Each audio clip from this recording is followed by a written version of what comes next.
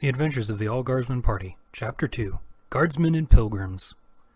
So last time, the surviving remnants of a regiment of Imperial Guard found themselves the guests of Ordo Sinos. Several guardsmen were found to be harboring gene-stealer infections and were purged, but the remainder were given the opportunity to continue to serve the Imperium as soldiers of the Inquisition. So no shit, there we were, 37 guardsmen who had just graduated the Darwin School of Veterancy on an Inquisition ship, getting told that our lives would now consist of hanging out with just about the scariest people in the Imperium and doing whatever it was they told us to do. Serving the Inquisition is not a very normal job, as in there's no way of knowing how things are going to work or what you'll have to do. Inquisitors have tons of leeway in how they do things, so each one runs their team in their own unique way. You might get an Inquisitor who likes to travel around following rumors and hanging out with heroes of the Imperium, and it's your job to act as the cavalry when they get into trouble. You might get an Inquisitor who is really into research and wind up spending all your time guarding an incredibly disturbing science facility. You might get an Inquisitor who hangs out playing psychic nursemaid to a bunch of spies and end up being used as a meat suit by your boss when he feels a personal touch is needed. Or you might get the inquisitorial equivalent of a Pokemon trainer. Pokemon trainer isn't the best way to put it. Pokemon professor might be better. Our Inquisitor collected teams across the sector and handed them out to interrogators who needed to get their feet wet leading a team. This was actually a pretty important role. Not every Inquisitor has time or men to spare when an apprentice interrogator is ready to move on, so they would get sent to our boss. He would set them up with a team and a mission and keep an eye on how they did. He had a real name, but we all called him Professor Oak. Oak had a fair number of recruitment teams that wandered around looking for fresh meat, one of which was hanging around our battle, checking for gene stealers and drafting guardsmen who wouldn't be missed. We got packed up and sent along to Oak's mobile base of operations and got put through a crash course in being an Inquisition goon squad. Then we got split into squads of 5 or 6, partnered up with some combat light teams, and handed out to dewy-eyed interrogators like the 40k equivalent of a Bulbasaur. We were playing as the guardsmen. Everyone else was handled by the DM. Each team was filled out to 10 by other classes leaning towards the non-combat side. So more adepts, psychers, tech priests, and the other classes. There was some of everything in each group as well as the interrogator, who could be pretty much anything. We worked with our DM to split our survivors into groups. Then he tacked on the sheets for our NPC associates, gave us a very vague overview of what each group's assignment was, and asked us which one we wanted to play as. The groups we didn't play as would all go on their own missions, and the survivors would meet us when we got back to base. We chose the squad that was being sent as a part of a 2-team force to check out some suspected cultist activity in a pilgrim fleet. Our roster consisted of 5 guardsmen, 2 adepts, a tech priest, a cleric, a sister of battle, and our interrogator, who was a former cleric. The All-Guardsmen Party and the Pilgrim Fleet. So imagine you're a guardsman that's just been recruited, fought a brutal campaign that wore down your regiment, watched the remainder of that regiment get taken out by Tyranids, then found yourself in the hands of the Inquisition. Then the Inquisition purges a few of your buddies, gives you an offer you can't refuse, ships you through the warp, and dumps you into a really creepy boot camp. Finally, they split you and your remaining buddies up into squads, introduce your squad to some weird-looking guy who seems far too excited to see you, and tell you to do everything he says. Now you're hanging out in a bunch of passenger cabins on a Navy ship going Emperor knows where with a few of your buddies, an interrogator, 3 nerds, one of whom is more metal than meat, a priest, and a psychotic blonde bombshell wearing armor that's probably worth more than all of your squad's gear combined. We were just a little weirded out. Our merry band consisted of a cynic, a nervous med student, a lazy bastard, a shameless thief, and a paranoid by the names of Sarge, Doc, Heavy, Nubby, and Twitch. Technically the others were part of our band as well, but quite frankly we wanted nothing to do with them, with the possible exception of the sister, and only in the hypothetical sense. Our interrogator and the others spent the entire journey going through the files that Oak sent along, planning how they would hunt down the suspected cultists, sorting out who had contacts where, and brushing up on the exact flavor of the Imperial cult that dominated the Pilgrim fleet. We paid just enough attention to establish that we would be on ships the whole time, and that we were not expected to actually do anything strenuous until everything got screwed up. Then we played cards and slept a lot. Some people might say that 2 months is a long time to play cards and take naps, but those people have never served in the Guard. And it wasn't all sack time. Sarge made sure we kept up our PT and combat drill. Gotta stay in shape. By the end of the trip, we were well rested and ready to stretch our legs, whereas our teammates were wound up like springs and developing new conspiracy theories every few minutes. We finally arrived at the Pilgrim fleet, which, as we understood it, was a bunch of ships full of hardcore zealots on their way to a world they considered holier than normal to pray, sightsee, and generally replace the population that an orc wog had recently removed.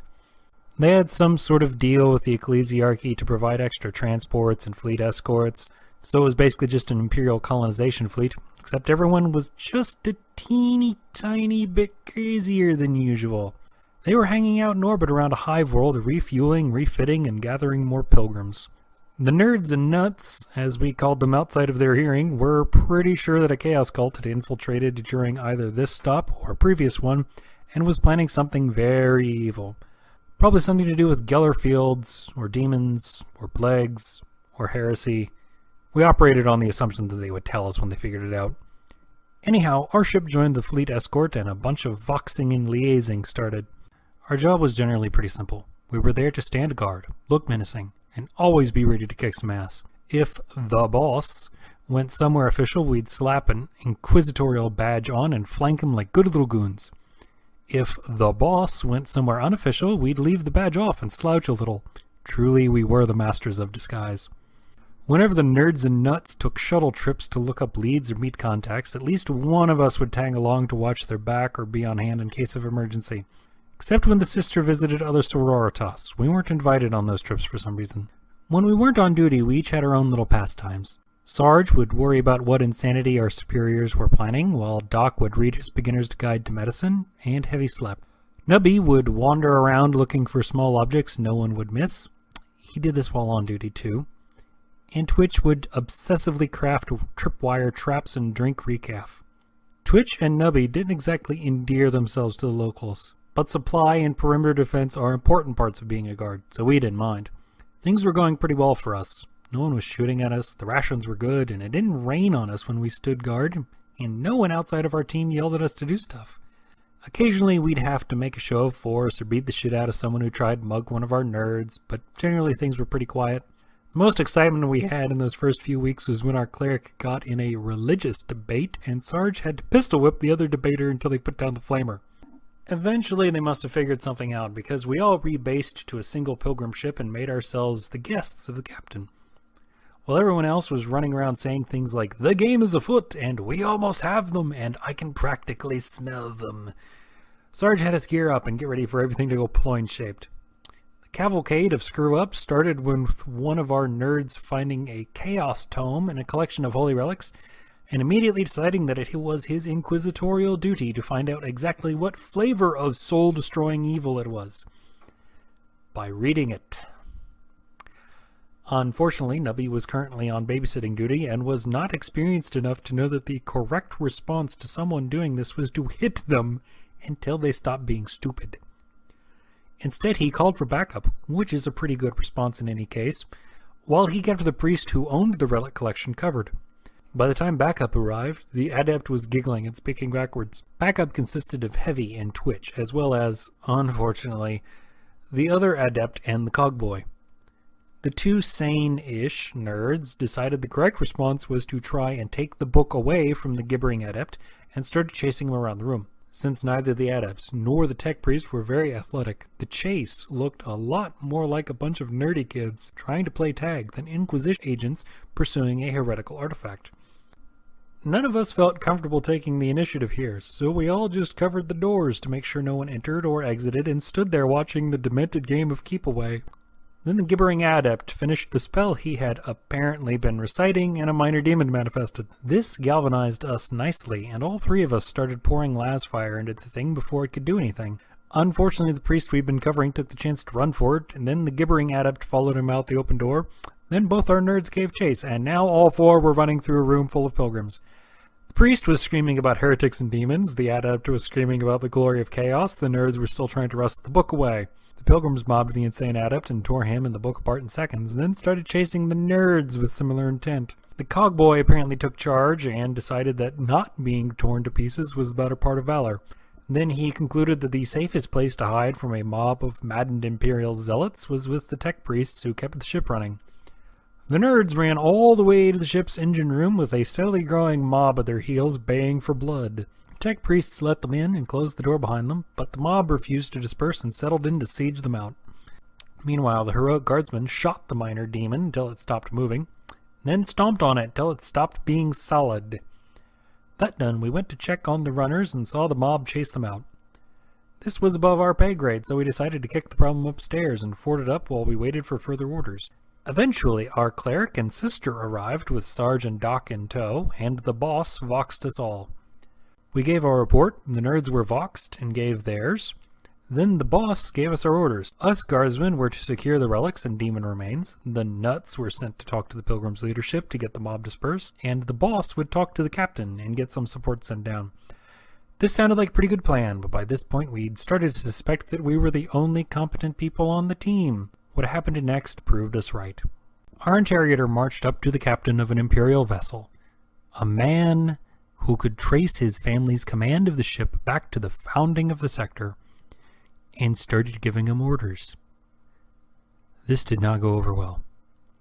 While our interrogator was an agent of the Inquisition and had the rosette to prove it, he was not an inquisitor, and the captain of an imperial vessel is generally considered to be second only to the emperor by their crew. He managed to insult the captain in about 6 different ways in 3 sentences, which resulted in him getting his ass thrown in the brig until he remembered his manners. The captain then sent us a brief message instructing us to sort out any problems with the cargo without bothering him or his crew. While we were digesting this new development, the cleric and the sister got jumped by the cultists we'd been looking for. Luckily, the sister and cleric were heavily armed, incredibly paranoid, and far more level-headed in an emergency than the nerds were. They fought a retreat to the Sororitas enclave that kept watch over this shipload of pilgrims and dug in. Unfortunately, the only sisters in this enclave were hospitaliers and some other non-combat orders, so while they could handle a bolter, they weren't suited to breaking out against the besieging cultists. To put simply, they were stuck until help came, just like our adept and cogboy. It was down to us to pull everyone's asses out of the fire and take care of business before things got any worse. So no shit, there we were, a bunch of ordinary guardsmen on a spaceship full of crazy pilgrims and cultists. Our boss was in the brig until the captain was no longer pissed at him. Our nerds were trapped behind a mob that wanted to burn them as heretics. Our nuts were pinned down by a bunch of actual heretics, and it was our job to fix everything. Sarge took command of the situation and started going through the Imperial Guard NCO disaster response checklist. Step 1, secure the perimeter. Step 2, determine chain of command. Step 3, call for backup if needed. Step 4, establish contact with friendlies. Step 5, combine forces with friendlies and repeat. Step 1 was already done. We had that perimeter locked down like nobody's business. There just wasn't anything we actually cared about inside of it.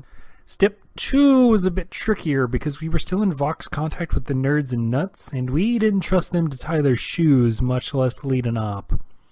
We solved that problem by saying something about Vox interference and reducing the pickup range in our comm beads until we could selectively ignore them. Step 3 was accomplished by asking the cogboy to get his AdMech buddies to send out the contact code for the other interrogator team that was looking at the fleet. Step 4 was already done as well, and we knew exactly where the friendlies were.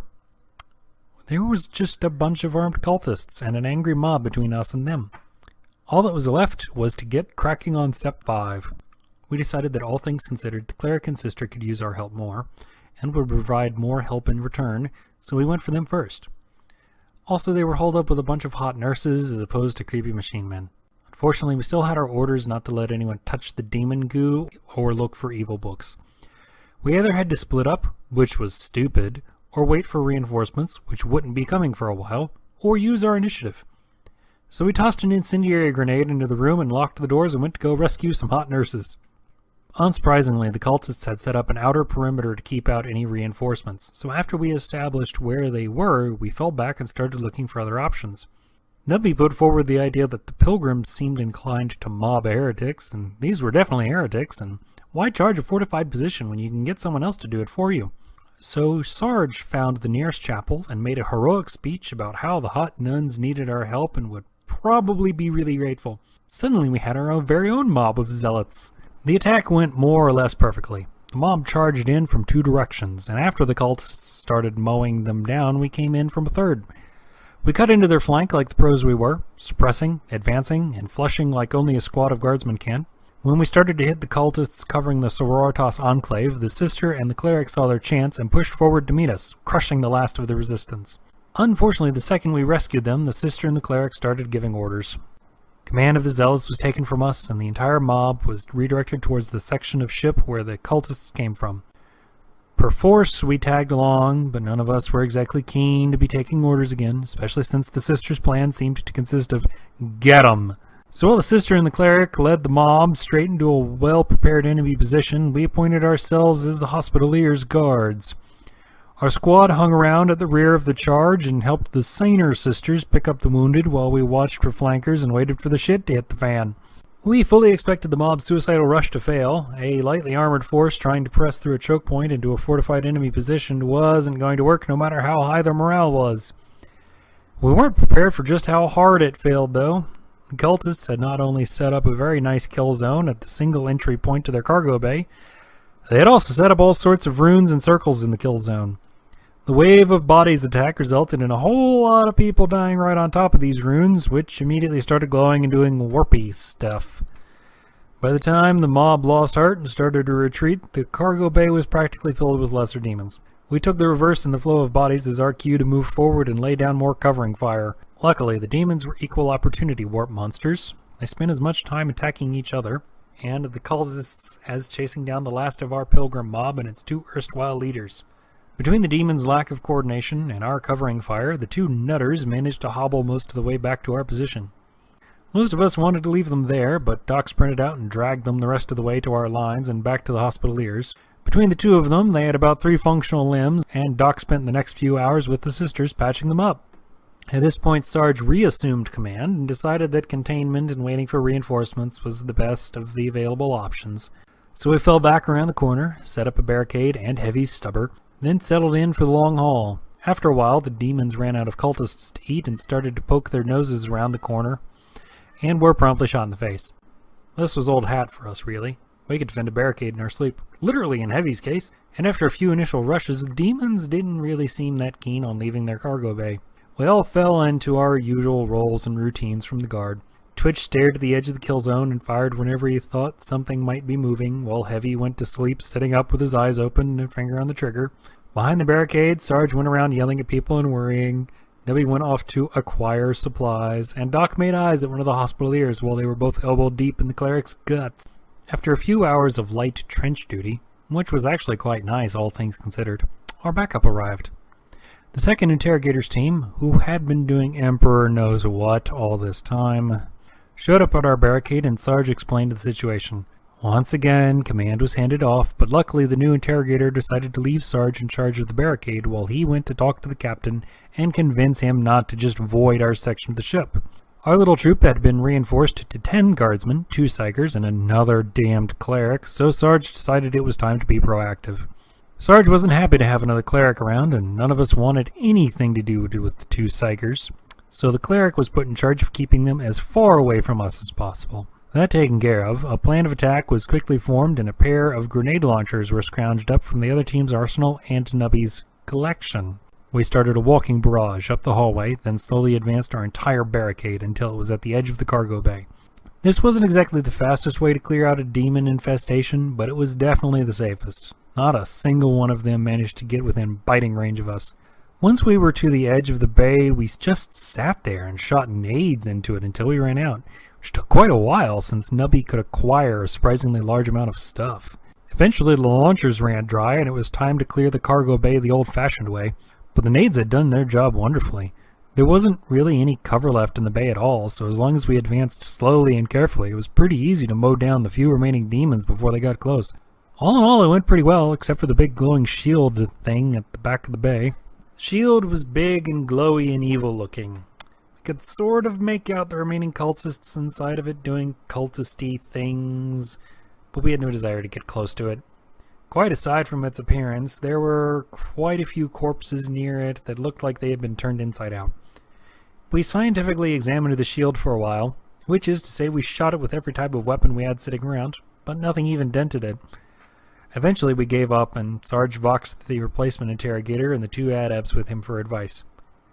We got a long-winded explanation that included a lot of terms like ritual entropic shield and drawing power directly from the warp and energy-based demonic life form and attempt to psychically resonate with, then overwhelm the field, which boiled down to go get the psychers to poke at it. This was not the solution we were hoping for. We'd all heard stories about psychers and had encountered a few chaos witches during one of our deployments, so none of us had any desire to be near our 2 psychers when they attempted to crack open the shield.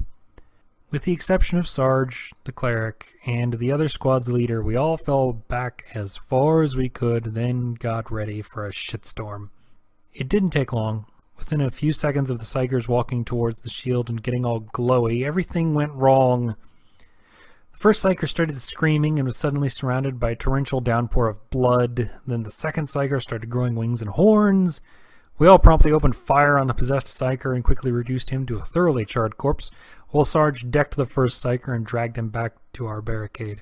Since one psyker was unconscious and the other was a pile of smoking ashes, we decided that it was probably time to figure out our own solution to the problem. Our experiments had established that las fire and grenades didn't do much to the shield, but since we were guardsmen, we felt sure that enough faith and firepower could solve anything. We set up positions around the shield and started continuously plinking las fire into it, because when you have a fusion reactor to recharge your cells from, you might as well lay down some indiscriminate suppressing fire. While we held the fort, Nubby and the cleric were sent to acquire as many explosives, holy artifacts, and priests as possible. While they were out scrounging, Twitch made a very good argument for setting up a blast shield. We voxed the cogboy and his buddies, who were still under siege, asked them to send down some servitors with big ol' metal shipping crates, and then we built a big-ass wall around the shield. When the supply run was finished and the blast shield was in place, we more or less just dumped several wheelbarrows filled with holy symbols into the walled area along with several barrels of promethium. We got a lot more of the stuff than we expected. It turns out that we're going to use it to blow up some heretics is a pretty persuasive argument.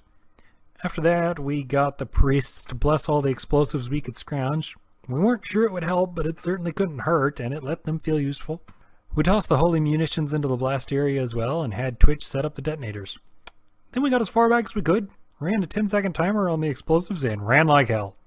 None of us were really sure if the holy shrapnel helped at all, but when we came back there was nothing left of the cultists and their shield except a glowing puddle of molten metal and a series of dents in the walls that no amount of buffing could ever remove. At this point, Sarge declared victory, and we all went back to get a snack, a nap, and a cup of recaf. After that was done with, we decided it was about time to retrieve the rest of our team and get the hell off the ship before anything else tried to get us all killed. We secured the boss from our ship's brig by turning the cleanup investigation over to the second interrogator and promising to never bring our boss back to the ship, ever.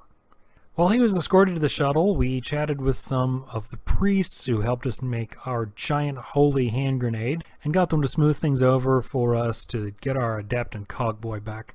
Finally, we got our sister and cleric deposited in our shuttle's infirmary, where they would stay until we handed them off to Oak's doctors for a complete set of augmetics. And then we went out and got drunk.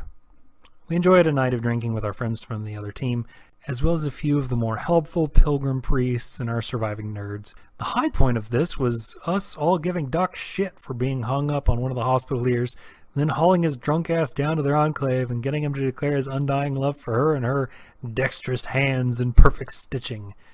We dragged him away before he could devolve into soppy poetry, piled into our shuttle, and called it a night.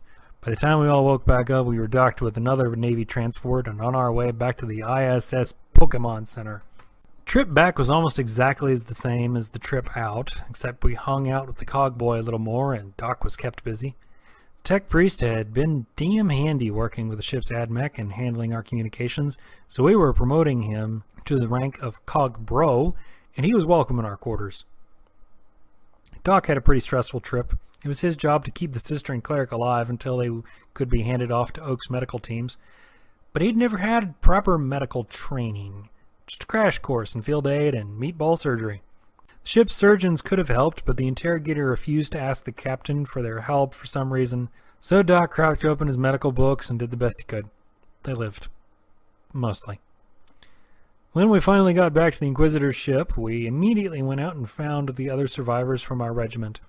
We all swapped tales of incompetent superiors, insane teammates, horrific enemies, and intense boredom, until word came down that our interrogator was being praised for his success and would be elevated to full Inquisitor. Everyone had a good laugh about this, and we joked about where he'd find himself imprisoned next, right up until we got word that he was looking for us with the intent to add our squad to his new retinue. We spent the next week or so hiding with the cog bro in the bowels of the ship, while all our buddies made up wild and conflicting stories about our untimely death, reassignment to a penal legion, imprisonment by the Ordos Hereticus, induction into the Astartes, and so on. Eventually he left, along with the surviving adept, as well as the sister and cleric, both of whom had more metal in them than the average tech priest by this point. We all breathed a sigh of relief and returned to our regiment's little camp. After a few weeks of R&R, or as close as you can get on an Inquisition battleship, a runner came down and told us we were being assigned to a new team under interrogator such and such, and we were to report to our shuttle immediately. With a weary sigh, we packed up our bags, or overloaded wheelbarrow in Nubby's case, and headed out to our transport.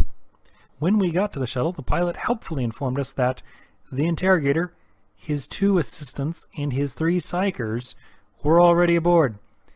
Twitch and Nubby both tried to run for it, but the shuttle's hatch was already closed. Twitch and Nubby were retrieved, and we all moved into the main seating area of the shuttle. We were greeted by our new interrogator and introduced to our new teammates, one of whom was giggling and chewing on a seat cushion.